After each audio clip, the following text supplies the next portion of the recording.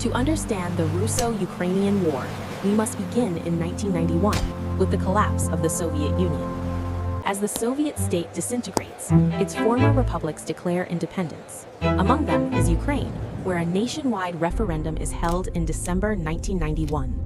92.26% of voters support independence, confirming Ukraine's emergence as a sovereign state.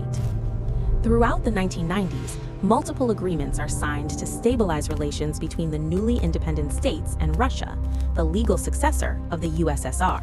In 1994, Ukraine, Belarus, and Kazakhstan agreed to dismantle the Soviet nuclear weapons still deployed on their territory. In exchange, Russia, the United States, and the United Kingdom commit to respecting the independence, sovereignty, and borders of these states, an agreement known as the Budapest Memorandum. 3 years later, in 1997, Russia and Ukraine reach a crucial deal over the division of the former Soviet Black Sea Fleet. Russia recovers 81.7% of the fleet's armaments and obtains the right to use the strategic naval base of Sevastopol until 2017, in exchange for $2.5 billion paid over 20 years.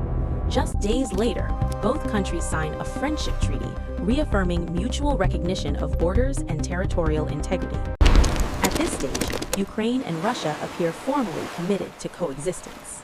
From an economic and geographic perspective, Ukraine occupies a critical position. Eastern Ukraine inherits a large share of Soviet heavy industry. The region is rich in coal and mineral resources, while Ukraine's fertile land makes it one of the world's leading producers of wheat, corn, potatoes, and sunflower seeds.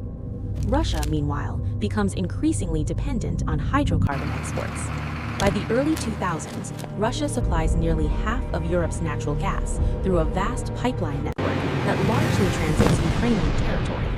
This gives Ukraine not only economic leverage through transit fees, but also strategic importance and vulnerability. In 2004, Ukraine's internal divisions come sharply into focus during the presidential election.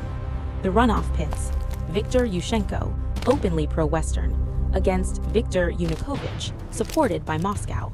Yanukovych is initially declared the winner, but widespread allegations of fraud trigger massive protest in Kyiv, a movement later known as the Orange Revolution. Ukraine's Supreme Court annuls the results and orders a new vote.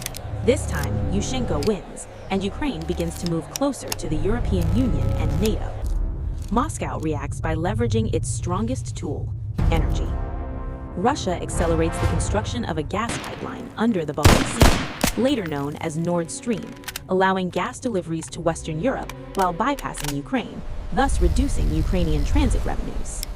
At the same time, after a dispute over gas debt, the Russian state-owned company Gazprom ends the preferential gas prices Ukraine had long enjoyed. In April 2008, NATO announces that Ukraine and Georgia will eventually become members, though without setting a timeline. Several NATO countries oppose immediate accession, weary of provoking Russia, and concerned about reforms in both states. Later that same year, after failed price negotiations, Gazprom cuts gas deliveries to Ukraine during winter, disrupting supplies across Eastern Europe. Yushchenko's popularity collapses. He warns that if re-elected, he will terminate Russia's lease of Sevastopol naval base. In 2010, Ukraine holds new presidential elections. The second round pits Yulia Tymoshenko against Yanukovych, who wins. Yanukovych quickly reorients Ukraine toward Russia. He extends Russia's access to Sevastopol by 25 years until 2042.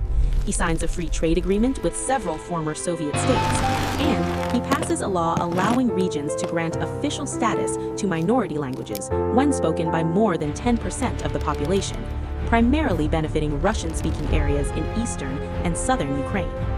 By the early 2010s, Ukraine is once again politically divided, geographically, culturally, and strategically. The stage is now set for a far more serious confrontation.